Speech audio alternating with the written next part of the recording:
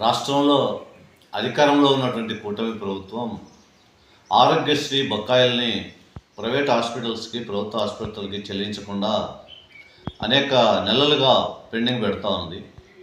ఈ పెండింగ్ పెట్టడం వల్ల ఆశా యూనియన్ ప్రతినిధులు ప్రభుత్వానికి నెల 7వ తేదీన సమ్మె నోటీస్ ఇచ్చారు. మా బకాయిలు చెల్లించండి, మా ఇబ్బందుల్ని పరిష్కారం చేయండి, రోగులకు వైద్యం అందించడానికి అవసరమైనటువంటి పరికరాలని లేకపోతే మౌలిక సమస్యల్ని పరిష్కరించడానికి వీలుగా మాకు నిధులు కేటాయించండి, మేము సేవ చేస్తున్నాం అని చెప్పి సమ్మె నోటీస్ ఇచ్చినా ప్రభుత్వం వైపు నుంచి స్పందన లేదు. వాళ్ళు ఈ నెల 15వ తేదీ నుంచి సమ్మె ప్రారంభించారు. సమ్మె చేయటం వల్ల ప్రజానికానికి తీవ్ర ఇబ్బందులు పడేటువంటి పరిస్థితి కనిపిస్తూ ఉంది. ఎందుకంటే ఆరోగ్యశ్రీ సేవలు పొందేటువంటి వాళ్ళందరూ పేదరికంలో ఉన్నటువంటి వాళ్ళు, దారిద్ర్య రేఖకు దిగువ ఉన్నటువంటి వాళ్ళు ఆరోగ్యశ్రీ కార్డు ద్వారా వైద్యం అందించుకునేటువంటి పరిస్థితి ప్రస్తుతం కొనసాగుతూ ఉంది. రాష్ట్ర వ్యాప్తంగా దాదాపు 2,000 కోట్ల రూపాయలు ఆంధ్రప్రదేశ్ రాష్ట్రంలో బకాయిలున్నట్టు ఆశా ప్రతినిధులు చెప్తున్నారు. కడప జిల్లాలో 33 హాస్పిటల్స్ ఆరోగ్యశ్రీ నెట్వర్క్ను అనుసంధానంగా ఉన్నాయి.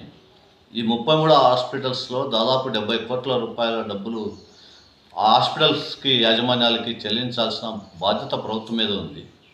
అందుకోసం పేద ప్రజలకే వైద్యం నిలుపుదల కాకుండా ఉండాలంటే రాష్ట్ర ప్రభుత్వం మంత్రి తక్షణమే జోక్యం చేసుకుని ఆరోగ్య శాఖ మంత్రి ఈ సమస్యలన్నింటినీ పరిష్కారం చేసి డబ్బులు చెల్లించేటట్టుగా చర్యలు చేపట్టాలని సిపిఎం పార్టీగా మేము డిమాండ్ చేస్తున్నాం.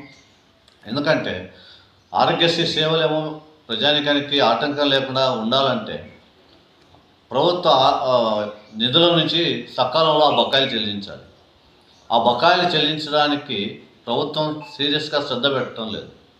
దీని కారణంగా హాస్పిటల్స్ యాజమాన్యాలు కూడా సేవ చేయాల్సినటువంటి పరిస్థితి నుంచి తప్పిపోయి ఇతర అంశాలు ముందుకు వచ్చేటువంటి పరిస్థితి కనిపిస్తూ ఉంది. అందుకోసం ప్రభుత్వం సంబంధిత మంత్రి, ఆరోగ్య శాఖ మంత్రి తక్షణమే జోక్యం చేసుకోవాలి. పెండింగ్లో ఉన్నటువంటి నిధులన్నింటినీ వాళ్ళకి పూర్తి స్థాయిలో చెల్లించేటట్టుగా చర్యలు చేపట్టాలి. ఆ విధంగా సామాన్య ప్రజానికానికి ఏవైతే ఆటంకం కలిగేటువంటి అంశాలు ఉన్నాయో వాటన్నింటినీ నివారించి పేదలకి ఆరోగ్యశ్రీ ద్వారా వైద్యం అందేటట్టుగా అవసరమైనటువంటి చర్యలు తీసుకోవాలని చెప్పి సిపిఎం పార్టీగా మేము ప్రభుత్వాన్ని హెచ్చరిక చేస్తా ఉన్నాం. సమస్య పరిష్కారం కాకుండా పోతే ఇదే పద్ధతిలో ప్రభుత్వం వ్యవహరిస్తే, సామాన్య ప్రజలకి వైద్యం అందకపోతే సిపిఎం పార్టీగా చూస్తూ ఊరుకోం, పెద్ద ఎత్తున పోరాటం చేస్తాం. కాబట్టి ప్రభుత్వం తక్షణమే బకాయిలన్నింటినీ చెల్లించి ఆరోగ్యశ్రీ సేవలను యథాతథంగా జరిగేలా చూడాలని మేము విజ్ఞప్తి చేస్తా ఉన్నాం.